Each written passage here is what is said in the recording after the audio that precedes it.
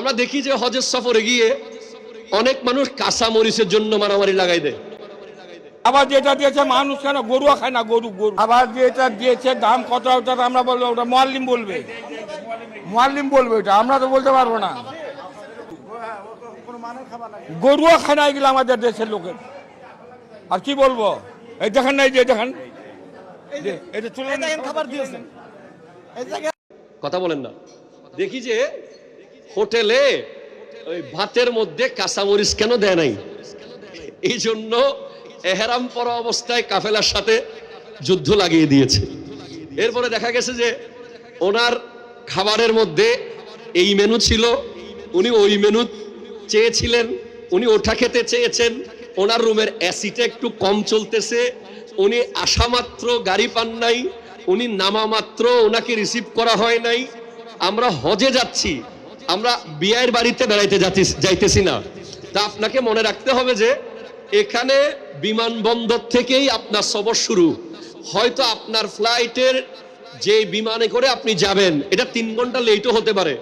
আপনার মাথায় রাখতে হবে যে আল্লাহ তাআলা কোনোভাবে আপনাকে যদি জেদ্দা এয়ারপোর্টে নামিয়ে দেয় তাহলে আলহামদুলিল্লাহ। আমি আপনাদেরকে সবরের একটা ঘটনা শোনাই। ধরেন আজকে বাংলাদেশের কোনো একটা হজ কাফেলা 200 জন হাজি নিয়ে জেদ্দা এয়ারপোর্টে নেমে তখন যদি বলে আমরা আর মক্কা যেতে পারছি না, আমরা আবার বিমান উঠে চলে যাব, আমার মনে হয় যে হজ কাফেলার মালিকের ওখানেই কবরস্থান হয়ে যাবে, ওনাকে আর দেশে ফিরতে হবে না।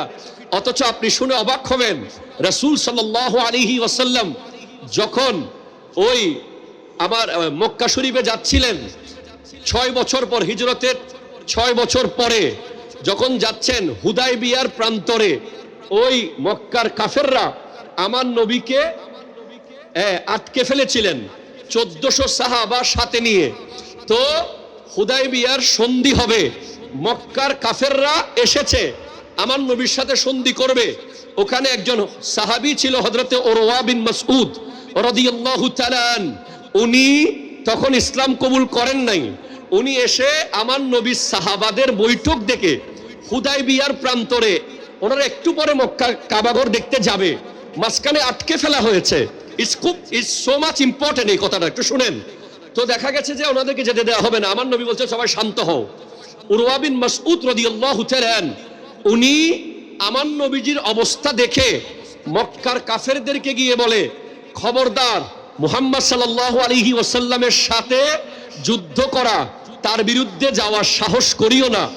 আমি কায়সার ও কিসরার দরবারে গিয়েছি, কিন্তু মুহাম্মদ সাল্লাল্লাহু আলাইহি ওয়াসাল্লামের মতো এমন শানদার ব্যক্তি আমি দেখি নাই। তখন মক্কার কাফেররা বলছিল, এমন কি দেখেছো? মাত্র 6 বছর আগে এতিম ছিল, এখান থেকে গিয়েছে, 6 বছরে এমন কি আমূল পরিবর্তন হয়েছে যেটা দেখে তুমি মানা করছো? তখন উরওয়া বিন মাসউদ রাদিয়াল্লাহু তাআলা বললেন, আমি যা দেখেছি তা তোমরা শোনো। ইন তানাখামা নুখামাতান ইল্লা ওয়াকাত ফি কাফি রাজুলিন ফাদালাকা বিহা ওয়াজহাহু ওয়া জিলদাহু। আমি দেখলাম ওই মুহাম্মদ সাল্লাল্লাহু আলাইহি ওয়াসাল্লাম যখন থুতু মুবারক ফেলছে, নাকের শ্লেষা মুবারক ফেলছেন, 1400 সাহাবা সামনে হাত দিয়ে রেখেছেন ওই থুতু নেওয়ার জন্য, ওই শ্লেষা নেওয়ার জন্য। ওগুলো নিয়ে তারা মুখে মাখছিল আর বুকে মাখছিল। আমার আল্লাহ কোরআনুল কারীম ইরশাদ করতে লাগলেন, বিসমিল্লাহির রহমানির রহিম, ইয়া আইয়ুহাল্লাযীনা আমানু ইত্তাকুল্লাহ, হে ঈমানদার তোমরা আল্লাহকে ভয় করো। এই হজের প্রোগ্রামটা এমন একটি প্রোগ্রাম যেখানে আপনি কোটি টাকা খরচ করে গিয়েও হয়তো হজ কবুল করাতে পারবেন না, আবার অনেকে অনেক কষ্ট করে গিয়ে হজ কবুল করিয়ে ফেলবে। কারণ এখানে রিয়ার বড় একটা সুযোগ রয়েছে, লোক দেখানো। আমরা দেখতে পাই আমাদের দেশে এক ধরনের হাজিরা, ওমরার যাত্রীরা দেখা যায় কাবা শরীফের তাওয়াফ করার সময় কাবা ঘরকে নিয়ে সেলফি তোলা শুরু করে দেয়, এবং কাবা ঘরে যে লাব্বাইক আল্লাহুম্মা লাব্বাইক বলছে, প্রতিটা তাওয়াফে ওনারা কি বলছেন সব লাইভ করা শুরু করে, এগুলোকে ভিডিও করা শুরু করে, এবং হোয়াটসঅ্যাপের মাধ্যমে।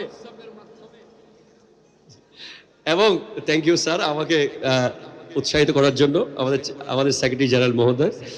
তো আমাদের প্রথমে আমি জয়নুল আবেদিন আপনাদের সামনে এই কথাটাই বলবো, যারা হজে যাবেন আপনাদের স্মার্টফোন মোবাইল ফোন যেটা আছে এটা আপনাকে সবচেয়ে বেশি সমস্যায় ফেলবে তাকওয়ার ক্ষেত্রে। আপনার মন চাইবে যে এখন আমি এই জিনিসটা একটু ভিডিও করে একজনকে হোয়াটসঅ্যাপে পাঠাই, মন চাইবে এটা আমি এখন ফেসবুকে আপলোড দিই। তো এটা করতে গিয়ে প্রচন্ড রিয়া হয়ে যায় এবং দূর থেকে মানুষ কমেন্ট না করলেও মনে মনে বলে হজ করতে গেছে না ভিডিও করতে গেছে, ঠিক কিনা কথা বলেন তো? আমরা এই জিনিসটা লক্ষ্য করি। তো আমরাও মাঝে মধ্যে অনেক ভিডিও পোস্ট করি, তবে ওখানে একটা ইনফরমেশন থাকে। এটা তাওয়াফের ক্ষেত্রে নয়, এটা এহরাম পরার পরে নয়, এটা আপনি যখন কোনো জিয়ারাতে যাবেন, কোনো একটা ইসলামের গুরুত্বপূর্ণ নিদর্শন দেখবেন, যখন আল্লাহ রসুলের কোনো একটা স্মৃতি বিজড়িত জিনিস দেখবেন, সেটা আপনি ভিডিও করতে পারেন। কিন্তু এহরাম পরার পর থেকে হজের যে কাজগুলো, ওখানে আপনাকে একেবারে রিজার্ভ থাকতে হবে। আপনার ধ্যান ধারণা শুধু আল্লাহর দিকে থাকতে হবে। তাকওয়া কাকে বলে? তাকওয়া কি? তাকওয়া হলো এক কথায় আল্লাহর ভয়। কোই দেখে না দেখে খোদা দেখ রাহা হ্যায়। আমাকে কেউ দেখুক আর না দেখুক, আমার আল্লাহ আমাকে দেখছে। বাস এই মেন্টালিটি, এই চিন্তাটাই তাকওয়া। তাকওয়ার তিনটা স্তর আছে। একটা হলো তাকওয়া খাস, একটা হলো আখাসুল খাস, একটা হলো আম। আম তাকওয়া হলো শুধুমাত্র মুসলমান থাকলাম, ইসলামের আর কিছু মানলাম না, কাফের হয়ে গেলাম না, এটাকে আম বলা হয়েছে। খাস মানে ও কাম করেंगे जिससे अल्लाह रसूल राजी हो, वो काम नहीं करेंगे जिससे अल्लाह रसूल नाराज हो। ওই কাজ করব যাতে আল্লাহ এবং রসুল রাজি, ওই কাজ করব না যাতে আল্লাহ এবং রসুল নারাজ। এটা হলো খাস তাকওয়া। আর আখাসুল খাস, ভেরি স্পেশাল তাকওয়া হলো ইত্তিকাউ মা ইয়াশগালু আনিল্লাহ। এমন সব কাজ থেকে দূরে থাকা, ওটা জায়েজ হোক কিংবা না জায়েজ হোক, যেই কাজ আপনাকে আল্লাহর ধ্যান থেকে একটু সরিয়ে ফেলবে। যেমন মোবাইলে ভিডিও করাকে আমি নাজায়েজ কাজ বলতে পারবো না, এটা নাজায়েজ প্রমাণ করার মতো অথেন্টিক দলিল আমার নাই।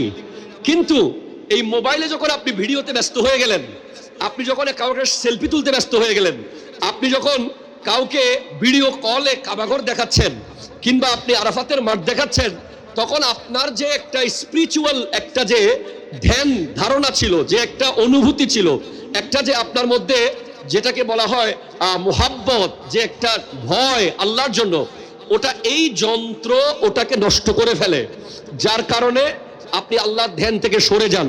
এবার আপনি ফেসবুকে আপলোড দিলেন একটা ভিডিও, দেওয়ার পরে কিছুক্ষণ পর পর তাওয়াফের মাঝখানে আপনাকে কমেন্ট চেক করতে হচ্ছে, এটা দেখার পর কে কি বলল, এরপরে ওখানে লাইক চেক করতে হচ্ছে, ওখানে আপনার এবার শেয়ার চেক করতে হচ্ছে, এবার ওটা দেখার পরে আপনাকে বাড়ি থেকে ইমু থেকে ফোন দিচ্ছে, তোমাকে তো কাবাঘরের সামনে দেখতেছি, তখন আপনি ওই ইমুর ভিতরে ঢুকে গেলেন।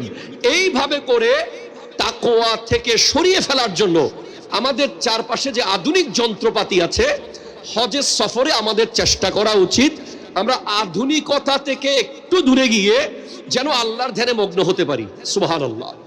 এরপরে তাকওয়ার ক্ষেত্রে একটা খুবই গুরুত্বপূর্ণ বিষয়, হযরতে মাওলা আলী কাররামাল্লাহু তাআলা ওয়াজহুল করিমকে জিজ্ঞেস করা হয়েছে কবরে নেওয়ার জন্য সবচেয়ে দামি সামানটা কি? তখন উনি বলেছিলেন আত-তাকওয়া খায়রু জাদিন, কবরে নেওয়ার জন্য সবচেয়ে দামি সামান হলো তাকওয়া। তো এই হজ আমরা দেখছি শুরু থেকে শেষ পর্যন্ত তাকওয়া ছাড়া আর কোনো কিছু এখানে তেমন দেখা যাচ্ছে না। এই তাকওয়া যদি অ্যাপ্রোপ্রিয়েট থাকে, আমি বিশ্বাস করি যে আপনার টাকা দেওয়া থেকে শুরু করে বাড়ি আসা পর্যন্ত প্রত্যেকটা জিনিস হবে আল্লাহর জন্য, এইটাই হওয়া উচিত। এরপরে সবর, হজের সফরে সবরের কোনো বিকল্প নাই। আমি জীবনে 5 থেকে 6 বার উমরা করার সুযোগ হয়েছে, তো আজকে একটা সারপ্রাইজিং ডিক্লার হবে ইনশাআল্লাহ, যদি আল্লাহ কবুল করে। হজ এখনো করতে পারি নাই, যদি আল্লাহ নিয়ে যায় যাব। আমরা দেখি যে হজের সফরে গিয়ে অনেক মানুষ কাঁচা মরিচের জন্য মারামারি লাগাই দেয়, কথা বলেন না। দেখি যে হোটেলে ওই ভাতের মধ্যে কাঁচা মরিচ কেন দেয় নাই, এই জন্য এহরাম পরা অবস্থায় কাফেলার সাথে যুদ্ধ লাগিয়ে দিয়েছে। এরপরে দেখা গেছে যে ওনার খাবারের মধ্যে এই মেনু ছিল, উনি ওই মেনু চেয়েছিলেন, উনি ওটা খেতে চেয়েছেন, ওনার রুমের এসিটা একটু কম চলতেছে, উনি আসা মাত্র গাড়ি পান নাই, উনি নামা মাত্র ওনাকে রিসিভ করা হয় নাই। আমরা হজে যাচ্ছি, আমরা বিয়ের বাড়িতে বেড়াইতে যাইতেছি না। তা আপনাকে মনে রাখতে হবে যে এখানে বিমানবন্দর থেকেই আপনার সফর শুরু। হয়তো আপনার ফ্লাইটের যে বিমানে করে আপনি যাবেন এটা 3 ঘন্টা লেটও হতে পারে। আপনার মাথায় রাখতে হবে যে আল্লাহ তাআলা কোনোভাবে আপনাকে যদি জেদ্দা এয়ারপোর্টে নামিয়ে দেয় তাহলে আলহামদুলিল্লাহ। আমি আপনাদেরকে সবরের একটা ঘটনা শোনাই। ধরেন আজকে বাংলাদেশের কোন একটা হজ কাফেলা 200 জন হাজি নিয়ে জেদ্দা এয়ারপোর্টে নেমে তখন যদি বলে আমরা আর মক্কা যেতে পারছি না, আমরা আবার বিমান উঠে চলে যাব, আমার মনে হয় যে হজ কাফেলার মালিকের ওখানেই কবরস্থান হয়ে যাবে, ওনাকে আর দেশে ফিরতে হবে না। অথচ আপনি শুনে অবাক হবেন, রাসূল সাল্লাল্লাহু আলাইহি ওয়াসাল্লাম যখন ওই আমার মক্কা শরীফে যাচ্ছিলেন 6 বছর পর, হিজরতের 6 বছর পরে যখন যাচ্ছেন হুদায়বিয়ার প্রান্তরে, ওই মক্কার কাফেররা আমার নবীকে আটকে ফেলেছিলেন 1400 সাহাবা সাথে নিয়ে। তো হুদায়বিয়ার সন্ধি হবে, মক্কার কাফেররা এসেছে আমার নবীর সাথে সন্ধি করবে। ওখানে একজন সাহাবী ছিল হযরতে উরওয়া বিন মাসউদ রাদিয়াল্লাহু তাআলা আন, উনি তখন ইসলাম কবুল করেন নাই। উনি এসে আমার নবীর সাহাবাদের বৈঠক দেখে হুদায়বিয়ার প্রান্তরে, ওনারা একটু পরে মক্কার কাবাঘর দেখতে যাবে, মাঝখানে আটকে ফেলা হয়েছে। ইটস সো মাচ ইম্পর্টেন্ট, এই কথাটা একটু শুনেন। তো দেখা গেছে যে ওনাদেরকে যেতে দেওয়া হবে না। আমার নবী বলছে সবাই শান্ত হও। উরওয়া বিন মাসউদ রাদিয়াল্লাহু তাআলা আন উনি আমার নবীজির অবস্থা দেখে মক্কার কাফেরদেরকে গিয়ে বলে, খবরদার মুহাম্মদ সাল্লাল্লাহু আলাইহি ওয়াসাল্লামের সাথে যুদ্ধ করা, তার বিরুদ্ধে যাওয়ার সাহস করিও না। আমি কায়সার ও কিসরার দরবারে গিয়েছি, কিন্তু মুহাম্মদ সাল্লাল্লাহু আলাইহি ওয়াসাল্লামের মতো এমন শানদার ব্যক্তি আমি জাত আমি দেখি নাই। তখন মক্কার কাফেররা বলছিল, এমন কি দেখেছো? মাত্র 6 বছর আগে এতিম ছিল, এখান থেকে গিয়েছে, 6 বছরে এমন কি আমূল পরিবর্তন হয়েছে যেটা দেখে তুমি মানা করছো? তখন উরওয়া বিন মাসউদ রাদিয়াল্লাহু তাআলা বললেন, আমি যা দেখেছি তা তোমরা শোনো।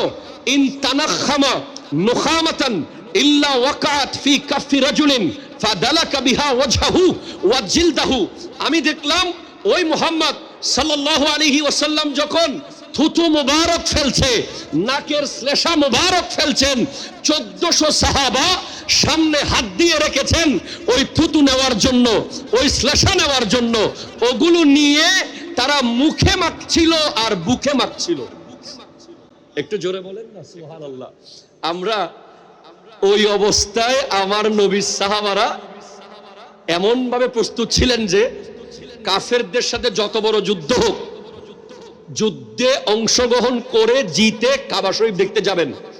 অনেকে কান্না করছিলেন কাবার জন্য, কারণ 6 বছর হয়ে গেছে। সিদ্দিক আকবর তো রীতিমতো অসুস্থ হয়ে গেছেন কাঁদতে কাঁদতে। উনি বলছেন, ইয়া রাসূলুল্লাহ, আমাকে শুধু একটু এক পলক কাবাঘর দেখার সুযোগ দিবেন, আমি আমার বাড়ি ঘর ব্যবসা বাণিজ্য কিচ্ছু দেখবো না, আবার চলে আসবো। তখন লাকাদ সাদাকাল্লাহু রাসূলাহুর রুইয়া বিল হাক্কি লা তাদখুলুন্নাল মসজিদাল হারাম, এই আয়াত নাজিল হয়েছিল। তো ওখানে সবর কাকে বলে? আমার নবীজি ঘোষণা দিলেন যে এই বছর আমরা কাবাঘর দেখতে যাব না। আপনি একটু নিজেকে বিবেচনা করেন ওই জায়গায়। আপনি যদি কাবাঘরের থেকে মাত্র কয়েক কিলোমিটার দূরে গিয়ে আপনাকে যদি ফিরে আসতে হয়, ওটা কেমন অবস্থা হবে? ওই সবরের লেভেলটা কেমন ছিল সাহাবায়ে কেরামের, যে ওনারা আমার নবীর কথা মতো ওই জায়গা থেকে ব্যাক করেছেন, এবং ওই ব্যাক করার সময় বলছিলেন, ইয়া রাসূলুল্লাহ, এমন কি হয়ে গেছে যে আমাদের চলে যেতে হবে? আমরা যুদ্ধ করে যাব, কাবাঘর দেখতে যাব। আমার নবী বলছেন, না, আজকের সবর তোমাদের কালকের বিজয়। সেদিন ফেরত আসার বিজয় ছিল মক্কা বিজয়। সুবহানাল্লাহ, সেদিন ফেরত আসার সেই ফলাফল ছিল মক্কা বিজয়। আমি আপনাদেরকে বলবো যে ইনশাআল্লাহ এই ধরনের কোনো কিছু হবে না। আমি বাংলাদেশের অনেক হজ কাফেলার সাথে পরিচিত আছি, তবে কোন হজ কাফেলার প্রোগ্রামে এভাবে খোলামেলা গিয়ে আমি বক্তব্য কখনো রাখিনি। সুযোগও হয়নি, আমিও যেতে চাইনি। তবে রফরফ হজ কাফেলার সাথে পারিবারিকভাবে আমার একটা রিলেশন আছে। আমি দেখেছি যে তাদের মধ্যে ব্যবসার চেয়ে সেবার চিন্তাটা বেশি। এটা আমি দেখেছি। তারা এটাকে খেদমত হিসেবে নিয়েছেন, এটা প্রমাণও পেয়েছি। তো আপনাদেরকে অনুরোধ করে বলবো, সবর। আপনি বাসা থেকে বের হওয়ার পর থেকে ওই তাওয়াফ করা থেকে শুরু করে আরাফাতের ময়দান থেকে শুরু করে মিনা, মুজদালিফা, প্রত্যেক জায়গায় মনে রাখবেন যে হজের প্রশিক্ষণ কর্মশালায় আপনাদের একটা সন্তান জয়নুল আবেদিন, উনি আপনাদেরকে সবর নামে একটা শব্দ দিয়েছিল। ওই সবরটাকে আপনাদের সাথে সাথে রাখবেন। খানা আসতে দেরি হচ্ছে, সবর। হ্যাঁ, ফ্যান চলতেছে না, সবর। বিমান লেট হচ্ছে, সবর। গাড়িতে উঠতে দেরি হচ্ছে, সবর। তাওয়াফ করতে কষ্ট হচ্ছে, সবর। যতবার সবর করবেন ততবার কোরআন আপনাকে বলছে ইন্নামা ইউআফফাস সাবিরুনা আজরাহুম বিগাইরি হিসাব। সবরকারীদের বিনিময় ক্যালকুলেটরে আসবে না, সবরকারীদের বিনিময় লিখে বোঝানো যাবে না। সবরকারীদের বিনিময় হলো যারা সবর করে তাদের সাথে আল্লাহ আছে। ইন্নাল্লাহা মাআস সাবিরিন। তো এই সবরের সাথে আপনাদের সফর হোক। মনে রাখবেন, আমরা যারা ইমানদার মুসলমান দাবি করি, আমাদের দুইটা অস্ত্র। আমাদের একটা গাড়ি যেটা জান্নাতের দিকে যাচ্ছে, ওই গাড়ির নাম হলো আহলে সুন্নাত ওয়াল জামাত। ওই গাড়ির চাক্কা হলো চারটা। একটা হলো আমার আল্লাহর কোরআন, আরেকটা হলো আমার নবীর সুন্নাহ, আরেকটা হলো সাহাবায়ে কেরাম, আরেকটা হলো আহলে বাইত। এই চার চাকার উপরে আহলে সুন্নাতের গাড়ি চলছে। ওই গাড়ির তেল এবং গ্যাস কি? গাড়ি তো তেল গ্যাস ছাড়া চলে না। ওই গাড়ির তেল এবং গ্যাস হলো সবর এবং সালাত। সবর এবং সালাত। ওয়াস্তাঈনু বিস-সাবরি ওয়াস-সালাত ইন্নাল্লাহা মা'আস সাবিরিন। আমি আজকের এই প্রোগ্রাম দেখে মুগ্ধ হয়েছি। আমি দেখছি যে হাসান ভাই অলরেডি অশ্রুসিক্ত নয়নে আছেন যে আজ রফরফ হজ কাফেলা বিশাল একটা পর্যায়ে চলে গেছে।